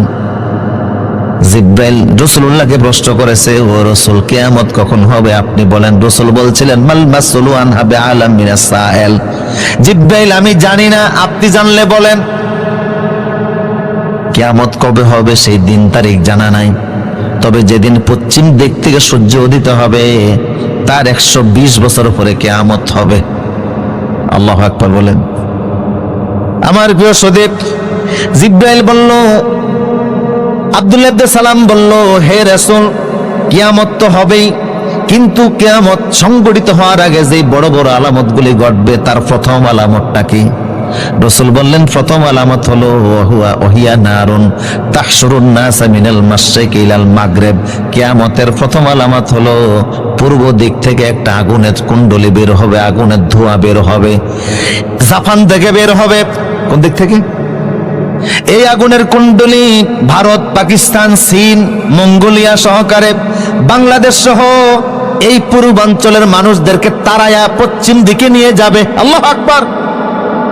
এমন এক আগুন পূর্ব দিক থেকে আল্লাহ বের করে দিবেন যে আগুনকে নিবানোর মতো ক্ষমতা পৃথিবীর কারো থাকবে না। এখন তো নিমতলিতে আগুন লাগলে বন্ধ করা সম্ভব, পানি ডাললে আগুন নিভে যায়, লঞ্চের মধ্যে আগুন লাগলে সেটাও নিবানো সম্ভব, বিমানের মধ্যে আগুন লাগলো নিবানো সম্ভব। কিন্তু কিয়ামতের প্রথম আলামত হিসেবে যে আগুনটা আল্লাহ পূর্ব দিক থেকে বের করে দিবেন, ওই আগুনকে নিবানোর মতো ক্ষমতা পৃথিবীর কোনো ফায়ার সার্ভিসের নাই। এটা প্রথম আলামত। বুঝতেছেন কথা? তুমি প্রশ্ন করেছো, আউয়ালু তুআমিন ইয়াকুলু আহলুল জান্নাহ, জান্নাতি লোকেরা যখন জান্নাতে যাবে তখন জান্নাতে তো খাবারের কোনো অভাব নাই, ঠিক কি না? আদমকে আল্লাহ বলছিলেন, ওয়াকুলা মিনহা রাগাদান, আদম যা খুশি তা খাও, যত ইচ্ছা তত খাও, কারণ বেশি খাওয়ার জায়গা হলো জান্নাত, কম খাওয়ার জায়গা হলো দুনিয়া। সুবহানাল্লাহ বলবেন না? আর আমরা এখন মনে করি না বেশি খাওয়ার জায়গাটাই দুনিয়া, তাই ইচ্ছা মতো খায়, নিজেরটাও খায়, পরেরটাও খায়। খাওয়ার জন্য এত খাওয়া খায়, দেশের ব্যাংকে জায়গা হয় না, তাই বিদেশের ব্যাংকও টাকা পাঠায়। কথা বলেন ঠিক কি না? এমন খাওয়া খায়, সব খাওয়ারই হিসাব নিবেন কে? হাসিবু ক্বাবলা আন তুহাসিবু, আমি আল্লাহ ধরার আগে নিজেদেরকে একটু হিসাব করো, হিসাব কিন্তু হবে। কথা বলেন ঠিক কিনা? তো জান্নাত হচ্ছে বেশি খাওয়ার জায়গা, ঠিক কিনা বলেন? আর দুনিয়াতে আপনি যত খাবারই খান, স্বাদ পাবেন মাত্র 6 প্রকার। 6 প্রকারের বাইরে পৃথিবীতে কোনো স্বাদ নাই। আমি একবার দুবাইতে বুফের খানা খেলাম, প্রায় 100 প্রকারের আইটেম আমার সামনে দিচ্ছে। তা আপনি আর কয়টা খাবেন? যত খাবার খান স্বাদ 6 প্রকার, টক, ঝাল, মিষ্টি, ন্যানো, তেতো, পানসা। এই 6-এর বাইরে কোনো স্বাদ দুনিয়াতে আপনি পাবেন না, হাজারো প্রকার খাবার খেলেও। কিন্তু আল্লাহ বলছেন, আলাম নাজআল লাহু আইনাইন ওয়া লিসানান ওয়া শাফাতাইন, তোমাদেরকে আমি আল্লাহ টেস্টিং বার্ড, জিহ্বা দিয়েছি। এই জিহ্বার মধ্যে স্বাদ দেওয়ার জন্য 10,000 সেল আছে।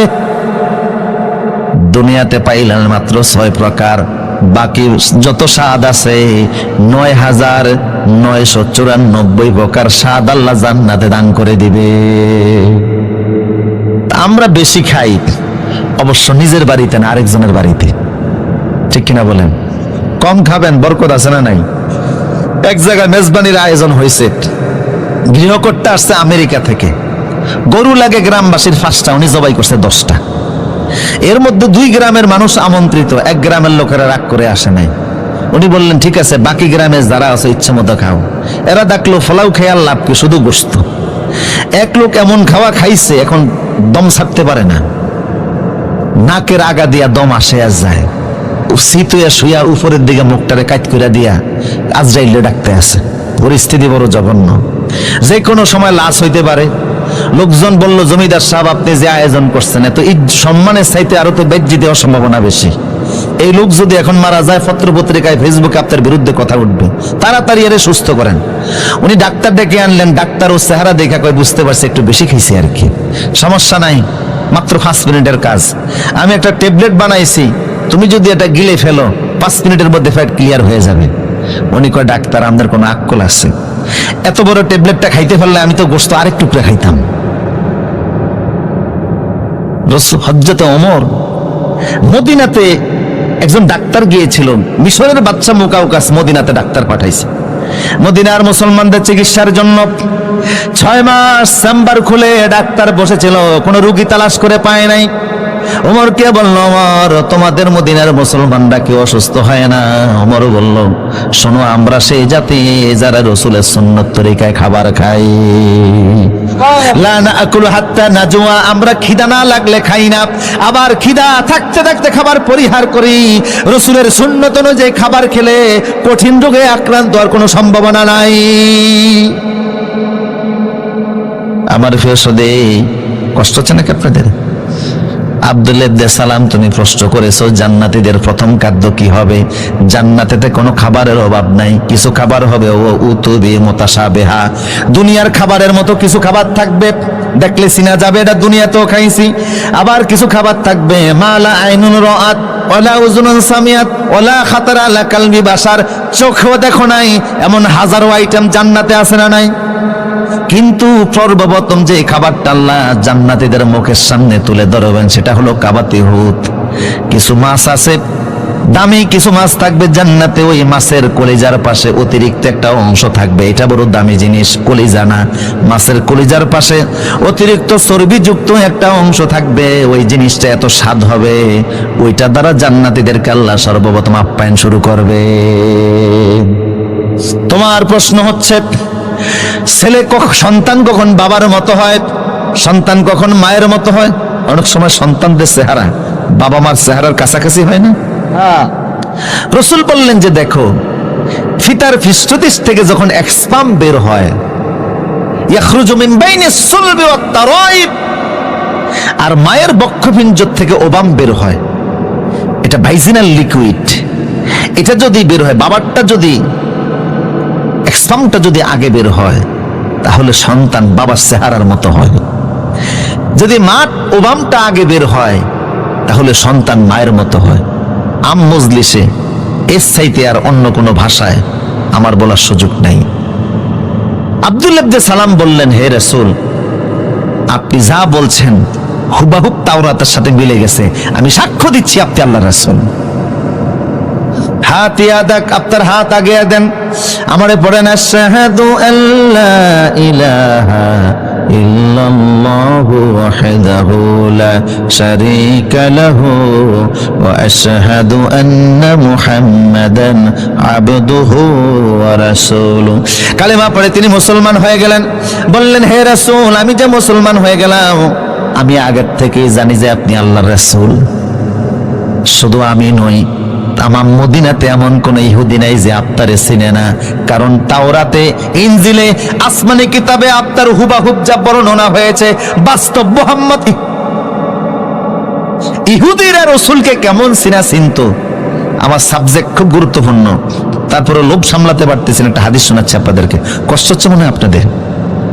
রাসূল সাল্লাল্লাহু আলাইহি ওয়াসাল্লাম যখন খাইবার বিজয় করলেন, খাইবার মদিনা থেকে প্রায় 70 কিলোমিটার দূর।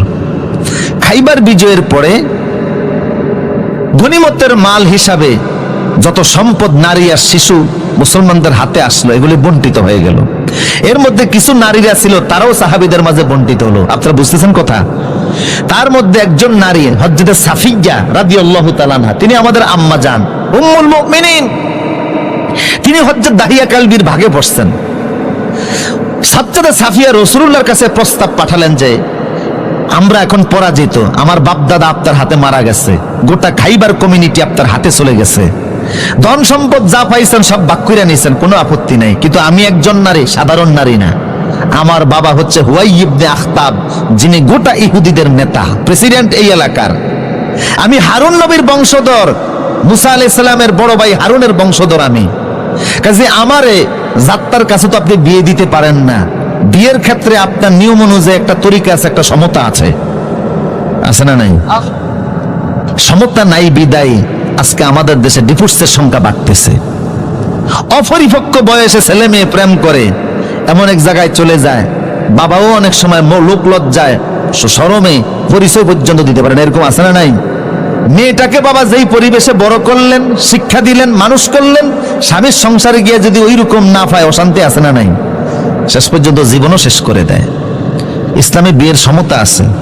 আপনি আমারে বিয়ে করুন ইয়া রাসূলুল্লাহ, অন্য কাউকে দিয়েন না। রাসূল দেখলেন ঠিকই তো, মেয়েটা উচ্চ বংশের মেয়ে, হারুন নবীর বংশধর, নেতার মেয়ে।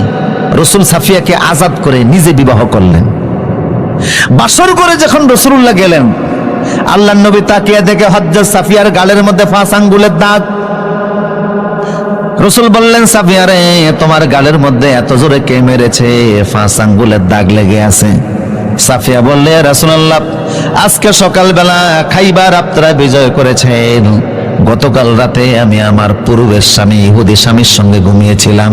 রাত যখন গভীর হয়ে গেল, আমি একটা স্বপ্ন দেখলাম। কি স্বপ্ন দেখেছ? স্বপ্নের কথা বলতেই স্বামী আমার গালে থাপ্পড় লাগিয়েছিল। কি এমন স্বপ্ন দেখলা যে তোমার স্বামী তোমাকে থাপ্পড় দিল? সাফিয়া বলছে রাদিয়াল্লাহু তাআলা আনহা, ইয়া রাসূলুল্লাহ, আমি স্বপ্নের মধ্যে দেখি আকাশের চাঁদ নামতে নামতে, আকাশ থেকে চাঁদটা নামতে নামতে আমার ডান কোলের মধ্যে চলে এসেছে। আমি এই স্বপ্ন দেখার পরে ঘুম থেকে জেগে গেলাম। আচমকা আমার ঘুম ভেঙে গেল। স্বামীকে ডেকে বলছি, স্বামী রে, কি স্বপ্ন দেখলাম? আকাশের চাঁদ আমার কোলের মধ্যে চলে এসেছে। স্বামীর শরীরে যেই পরিমাণ শক্তি ছিল, সমস্ত শক্তি একত্রিত করে আমার ডান গালে 5 আঙ্গুল দিয়ে একটা থাপ্পড় বসিয়ে দিয়ে বলল, আহারে, তোর নিয়ে আমার দুঃখ হয়, তুই তো আমার থাকবি না, তুই অচিরেই মুহাম্মদের স্ত্রী হয়ে যাবি। আমার ইহুদি স্বামী সেও বুঝতে পেরেছে এই চাঁদ পৃথিবীর আর কেউ হতে পারে না, এই চাঁদ হচ্ছে মুহাম্মদ সাল্লাল্লাহু আলাইহি সাল্লাম। আল্লাহু আকবার। ইয়ারিফুনাহু কামা ইয়ারিফুনা আবনাআহুম। ওরা ওদের সন্তানদেরকে এতটা চিনতো না, আপনি যে রাসূল তারা এইভাবে জানতো। বুঝতেছেন কিনা? প্রসূতি আব্দুল ইবনে সালাম বলছে, আপনি যে আল্লাহর রাসূল ওরা ভালো করে জানেন, কিন্তু ওরা গাদ্দারি করে, এদের পুরানো রীতি, ঠিক কিনা বলেন? এরা একদিনে পৃথিবীর 112 জন নবীকে হত্যা করেছে। এই ইহুদি জাত, পৃথিবীর এমন কোন মানুষ নাই,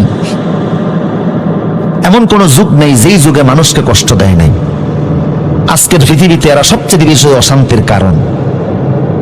ইউক্রেনে হামলা হয়েছে, আমি যুদ্ধ বন্ধ হইতে দোয়া করি নাই। এর আগে ইরাকে হামলা হয়েছে, দোয়া করছে। কথা কোন ঠিক কিনা? আফগানে হামলা হয়েছে, দোয়া করছে। কারণ ইউক্রেনের মূলত যুদ্ধ ইহুদি আর নাস্তিকদের যুদ্ধ। কথা বলেন ঠিক কিনা? 1991 সালে মার্কিন যুক্তরাষ্ট্রে একজন নাগরিক একটা বিড়ালকে হত্যা করেছিল। সেই অপরাধে ওই নাগরিকের বিরুদ্ধে মামলা হয়েছে মার্কিন যুক্তরাষ্ট্রে। $6,000 মার্কিন তার বিরুদ্ধে জরিমানা হয়েছে। বিড়াল হত্যার অপরাধে মার্কিন আদালতে বিচার হয়, $6,000 মার্কিন জরিমানা হয়। অথচ 2.5 বছরে ইতিহাসের জঘন্যতম নিকৃষ্ট পাপিষ্ঠ মিস্টার বুশ ইরাকে 18 লক্ষ মুসলমানকে হত্যা করেছে। তার বিরুদ্ধে মামলা বিচার হওয়া তো দূরের কথা, মার্কিন আদালতে একটা মামলাও হয় নাই। কথা বলেন ঠিক কিনা?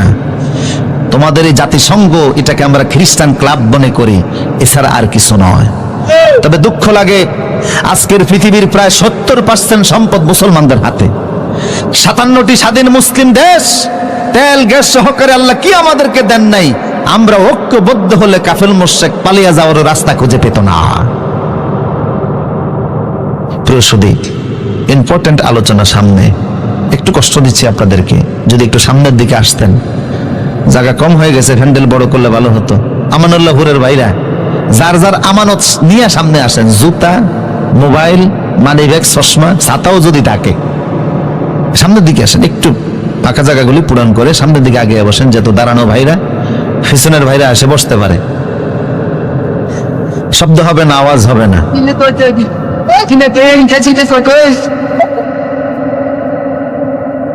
বাস, কোনো আওয়াজ হবে না, সবাই যার যার জায়গা নিয়ে বসে যায়। উচ্চকণ্ঠ বলিতে আল্লাহু আকবার, পুরুষ সূচিত আওয়াজ দিয়ে বলুন আল্লাহু আকবার। আমার প্রিয় সুধী, মনোযোগ আছে তো আপনাদের? আব্দুল ইবনে সালাম বলল, হে রাসূল, ওরা যদিও জানে তারপরও আপনাকে ওইভাবে তারা রিসিভ করবে না, কারণ এই গাদ্দারি তাদের পুরাতন অভ্যাস।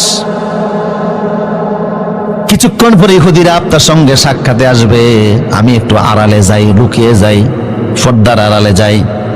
আপনি ওদেরকে ইসলামের আহ্বান জানাবেন, এরপরে আমার সম্পর্কে জানতে চাইবেন, দেখেন ওরা কি বলে। আব্দুল ইবনে সালাম একটু পর্দার আড়ালে গেলেন। কিছুক্ষণের মধ্যে ইহুদিদের বড় একটা দল রাসূলের সঙ্গে সাক্ষাৎ করতে আসলো। কথা বুঝতেছেন কিনা? আবু আইয়ুব আনসারীর ঘরে আসলো। ওরা আসার পরে সব ইহুদিদের কাল্লা রাসূল বলেন, ও ইহুদিরা, বলি আহলাল কিতাব তাআলাউ ইলা কালিমাতিন সাওয়াইন বাইনানা ওয়া বাইনাকুম আল্লা না'বুদা ইল্লাল্লাহ। ও ইহুদিরা, তোমরা তো জানো আমি আল্লাহর রাসূল, এতে কোনো সন্দেহ নাই। আমি কোরআনের সাথে করে নিয়ে এসেছি, সর্বশেষ নবী হিসাবে এসেছি, রাসূল হিসাবে এসেছি। ঈসা এবং মূসা ওনারা আমার ব্যাপারে সত্যায়ন করেছেন, ভবিষ্যৎবাণী করে গেছেন যে আমি আসব। আমি যখন এসেই গেলাম, তোমরা আমার হাতে হাত রেখে কালেমা পড়ে মুসলমান হয়ে জান্নাতি হয়ে যাও। ইহুদিরা বলল না, বাপ দাদার ধর্ম ছাড়ব না। রাসূল বললেন, এটা তোমাদের ব্যক্তিগত ব্যাপার। কথা বুঝেন কিনা? তবে তোমাদের মধ্যে কাইফা ফিকুমুর রাজুল আব্দুল ইবনে সালাম, তোমাদের একজন নেতা আছে আব্দুল্লাহ ইবনে সালাম, উনি কেমন মানুষ? সবাই বলল, ক্বালু হুয়া আখিয়ারুনা ওয়া আবুহু আখিয়ারুনা। আমাদের কমিউনিটির যিনি আব্দুল্লাহ ইবনে সালাম, যার নাম আপনি বললেন, উনি আমাদের মধ্যে সবচেয়ে শ্রেষ্ঠ মানুষ, ওনার বাবাও সবচেয়ে শ্রেষ্ঠ মানুষ।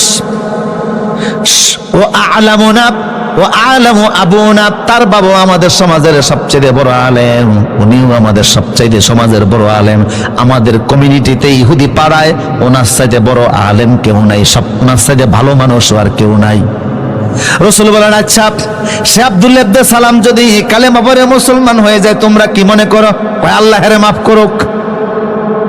এটা জীবনও হতে পারে না। আমাদের নেতা বুঝে কালেমা পড়বে, এমন সময় পর্দার আড়ালে লুকানো থেকে আব্দুল্লাহ ইবনে সালাম সামনে এসে বললেন, ইহুদিরা তোমরা সাক্ষী থাকো, আশহাদু আল্লা ইলাহা ইল্লাল্লাহু ওয়াহদাহু লা শারীকা লাহু ওয়া আশহাদু আন্না মুহাম্মাদান আবদুহু ওয়া রাসূলুহু। আব্দুল্লাহ ইবনে সালাম কালেমার ঘোষণা দিলেন, আল্লাহু আকবার।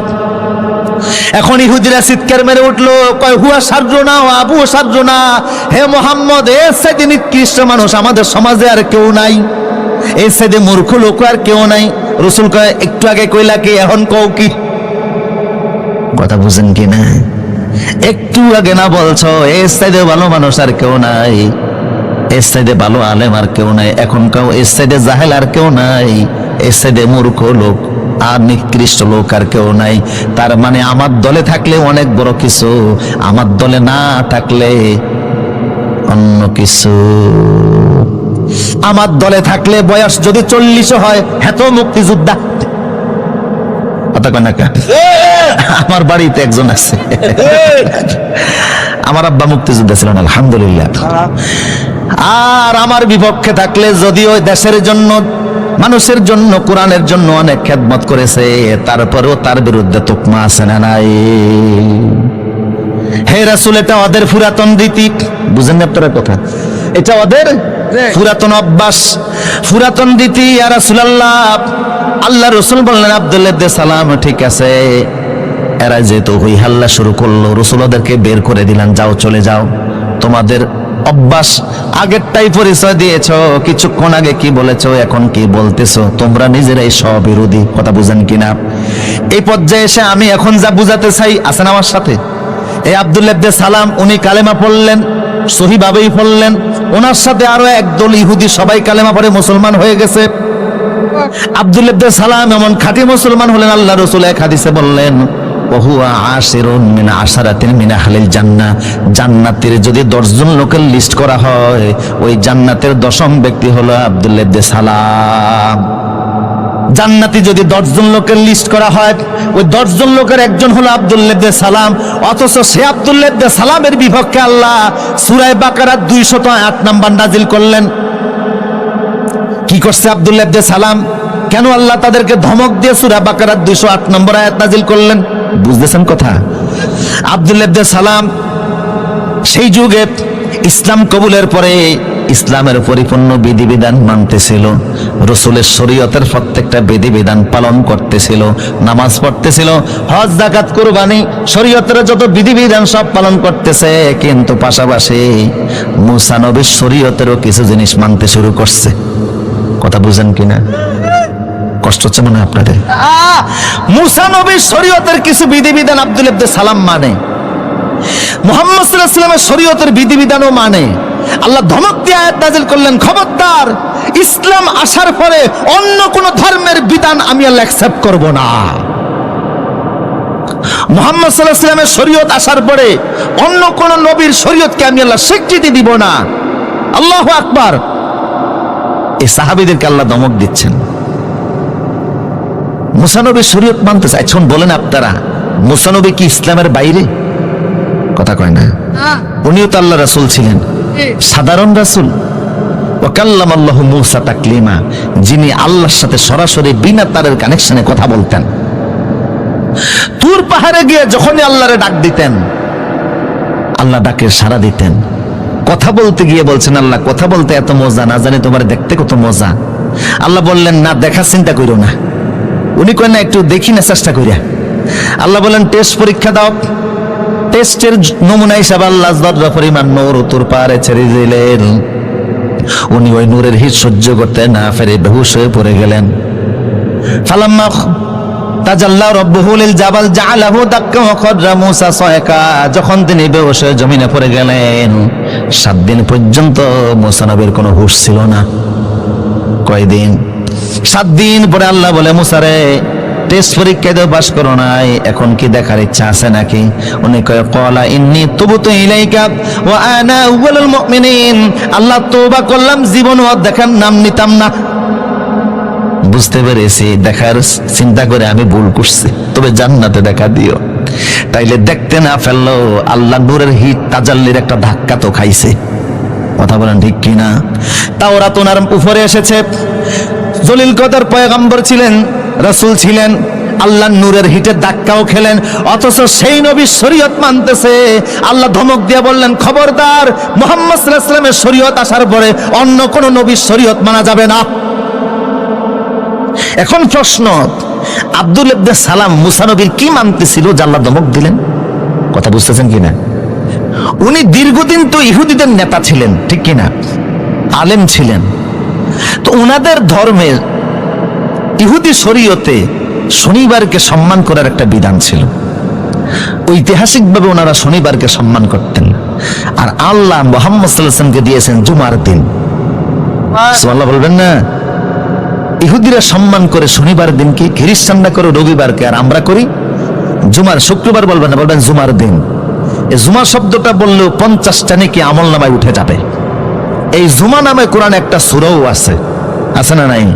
কোরআনের নির্দেশ হচ্ছে, ইজা নুদিয়া লিস-সালাহ বিয়াউমিল জুমআ ফাসআউ ইলা যিকরিল্লাহ। জুমার দিনের আজান যখন হয়ে যাবে, আর কাজ করা যাবে না, ব্যবসা করা যাবে না, বাণিজ্য করা যাবে না, দৌড়াও মসজিদের দিকে, দৌড়াও মসজিদের দিকে। আমাদের অনেক মুসল্লিরা আছে মাত্র 2 রাকাতের জন্য দৌড়ায়, বাসার তরে বৈশা খুতবা শুনে। কথা কোন ঠিক কিনা? আমার মসজিদে, চারতলা মসজিদ, দূর দূরান্ত থেকে অনেক মুসল্লিরা নামাজ পড়তে ঢাকা উত্তর বাড্ডা যায়। এখন আশপাশের যারা আছে তারা দেখে দূরের লোকেরা এসে জায়গা আগে দখল করে, এই জন্য হেরা আবার জায়নামাজ বিছানো শুরু করছে। মানে জায়নামাজ বিছিয়ে জায়গা দখল করে পরে আসে। আমি যখন জানলাম, আমি ধমক দিলাম, পরে জায়নামাজ সরিয়ে লাগছে। রাসূল বলেছে, জুমার দিন তুমি যদি সবার আগে আগে যাও, ইমাম সাহেবের কাছে গিয়া বসো, ওদানা মিনাল ইমাম, ইমামের কাছাকাছি বসো, ফাস্তামা আল খুতবা, খুতবাগুলি যদি মনোযোগ সহকারে শোনো, তোমার বাড়ি থেকে মসজিদ পর্যন্ত যেতে প্রত্যেকটা কদমে আল্লাহ 1 বছরের আমল নামায় সওয়াব দান করে দিবেন, আর 1 বছরের গুনার সমস্ত আল্লাহ আমল নামা থেকে মিটাইয়া দিবেন। হাদিসটা সহিহ। 1 বছর নফল নামাজ পড়লে, রোজা রাখলে যে সওয়াব 1 কদমে আল্লাহ আমল নামায় দিবেন, সেই সওয়াব। তার মানে হলো, তোমার বাড়ি থেকে মসজিদ পর্যন্ত যদি 100 কদম হয়, 1 জুমার দিনে 100 বছরের নেকি আমল নামায় উঠবে, 100 বছরের গুনাহকে আল্লাহ মিটাইয়া দিবেন। তাহলে আল্লাহ আমাদেরকে দিলেন কোন দিন? মুহাম্মদ সাল্লাল্লাহু আলাইহি ওয়াসাল্লামকে আল্লাহ কোন দিন দিয়েছেন? আর ইহুদিদের ছিল শনিবার। আব্দুল ইবনে সালাম পূর্বের অভ্যাস অনুযায়ী শনিবারকে একটু সম্মান করত। আর ইহুদি ধর্মে উটের গোশত খাওয়া হারাম ছিল। কিসের গোশত? উটের গোশত। কিন্তু ইসলামে হালাল না হারাম? হালাল। ইসলামে উটের গোশত খাওয়া হালাল। আব্দুল ইবনে সালাম বলছে, হে রাসূল, আমি ভালো করে জানি ইসলামে উটের গোশত খাওয়া হালাল, আমিও হালাল মনে করি, হারাম মনে করি না, কিন্তু পুরানো অভ্যাস অনুযায়ী হালাল মনে করার পরেও আমি খেতে চাই না। এই কারণে আল্লাহ এই মাত্র 2টি কারণে ধমক দিয়ে বললেন, খবরদার, ইসলামে যেহেতু উটের গোশত হালাল করা হয়েছে, পূর্বের অভ্যাস অনুযায়ী এটাকে বাদ দেওয়া যাবে না। অসুস্থতার কারণে, রোগের কারণে তুমি গোশত না খাও, সেটা ভিন্ন জিনিস, কিন্তু মুসা নবীর শরীয়তের কারণে উটের গোশত ছেড়ে দিবে, এটা আমি আল্লাহ বরদাস্ত করব না। কথা বুঝতেছেন কিনা? তোমার ডায়াবেটিস আছে, হার্টের রোগ আছে, তুমি গরুর গোশত না খাও সেটা ভিন্ন জিনিস, কিন্তু অন্য ধর্মের ফিতির কারণে তুমি গরুর গোশত ভালোবাসবা না, গরু কুরবানি দিতে পারবে না, গরু কুরবানি দিলে অন্য ধর্মের প্রতি তোমার অশ্রদ্ধা হয়, এটা ইসলাম কখনো মেনে নিতে পারবে না। দ্বিতীয় ধর্মের কারণে শরীয়তে মুহাম্মাদীর কোন জিনিসকে অবজ্ঞা করা হবে, এটার কোনো সুযোগ নাই। কেমন সাহাবীদেরকে আল্লাহ ধমক দিলেন, শনিবারকে সম্মান করে আর ওটের গোশত খায় না, আল্লাহ ধমক দিয়ে দিলেন, খবরদার, মুহাম্মদ সাল্লাল্লাহু আলাইহি ওয়াসাল্লামের শরীয়তে যা আসছে তা মানতেই হবে। কথা বলেন ঠিক কিনা? এর বাইরে অন্য কোন ধর্মের বিধিবিধান মানা, এতক্ষণ তো যে কইছেন, এবার আপনাদেরকে ধরতেছে। এই যে খেলা আসছে, কি আসছে, এই খেলা শব্দ নিয়ে তো এখন কত মুসিবত, কয় খেলা হবে, এটা আর যাই হোক রাজনৈতিক ভাষা হতে পারে না। কথা বলেন ঠিক কিনা? রাজনীতি একটা আদর্শ, ঠিক কিনা বলেন? এখন আর্জেন্টিনা আর ব্রাজিল খেলতেছে না, আমার দেশের 30 লক্ষ শহীদের বিনিময়ে দেশ স্বাধীন হলো, এই দেশের পতাকাও যুবকরা এত উড়ায় না, ব্রাজিল আর আর্জেন্টিনার পতাকা যত উড়ায়, তো উড়ায়, ভোট ডিম বিক্রি করে পয়সা দিয়ে পতাকা উড়াইতে গেছে, বউ ঝাড়ু নিয়ে দৌড়ান শুরু করছে। বগুড়াতে দেখলাম যে ব্রাজিল গ্রেপ্তার হয়েছে। আরে বাবা, বাংলাদেশে ব্রাজিল গ্রেপ্তার হয়েছে মানে কি? দেখলাম এক মামলার 22 মামলার আসামি শীর্ষ সন্ত্রাসী, ওরে পুলিশে পাইয়া গ্রেপ্তার করছে, পত্রিকার শিরোনাম যে ব্রাজিল গ্রেপ্তার। আর তুমি আর্জেন্টিনা সাপোর্ট করো, দক্ষিণ আমেরিকার একটা সবচেয়ে বড় দেশ হলো আর্জেন্টিনা, সেই দেশে আজান দেওয়া নিষিদ্ধ। কি নিষিদ্ধ? আজান দেওয়া নিষিদ্ধ। 4,45,00,000 লোক ওই দেশে বসবাস করে, এর ভিতরে 91% হলো খ্রিস্টান, রাষ্ট্রীয় ধর্ম হচ্ছে খ্রিস্টান। 91% লোক বসবাস করে, 3% ইহুদি, 2% হলো মুসলমান। বিশাল বড় দেশ, সেই দেশের অর্ধেক ম্যানুফ্যাকচারিং থেকে তাদের 25% রেমিটেন্স আসে। খ্রিস্টানদের দেশ, রাষ্ট্র ধর্ম খ্রিস্টান। যেই দেশের পতাকা তুমি তোমার দেশে টানাও, অথচ সেই দেশের জাতীয় খেলা কিন্তু ফুটবল না। বুঝতেছেন এই কথা? আর্জেন্টিনার জাতীয় খেলা হচ্ছে ফাতু। কি? আমার দেশের জাতীয় খেলার নাম কি? হ্যাঁ, হাডুডু। খেলছেন নি? ছোটবেলায় খেলছেন, ঠ্যাং ঠ্যাং না ধরে না, এর নাম হাডুডু। কিন্তু যেই দেশের কথা বলছে আর্জেন্টিনা, সেই দেশের জাতীয় খেলার নাম হলো ফাতু। এটা ঘোড়ার উপরে দাঁড়িয়ে বৈশা বৈশা খেলতে হয়, কম্বিনেশন মার্কা খেলা। সারা পৃথিবীতে তারা খেলার ফুটবলে পরিচিত। 1978 সালে তারা একবার বিশ্বকাপ ফুটবল জিতেছে, 1986 সালে বিশ্বকাপ ফুটবল জিতেছে। আমার দেশের এমন কোন যুবক নাই মেসি আর ম্যারাডোনার নাম না জানে। কথা কোন ঠিক কিনা? অনেকে হয়তো বা 5 জন সাহাবীর নাম বলতে পারবে না, কিন্তু ম্যারাডোনারে ভালো করেই চিনে। যে আর্জেন্টিনা ব্রাজিলের জন্য তুমি সমর্থন দিচ্ছ, ওদের পতাকা টানাতে গিয়ে বিদ্যুৎ স্পষ্ট হয়ে মারা পর্যন্ত যাচ্ছে। মিছিল করতেছো, মিটিং করতেছো, আবার দাবি করতেছো তো তুমি ইসলামে আসো। অমুসলিমদের কৃষ্টি কালচারকে সমর্থন করে ইসলামে থাকার কোনো সুযোগ নাই।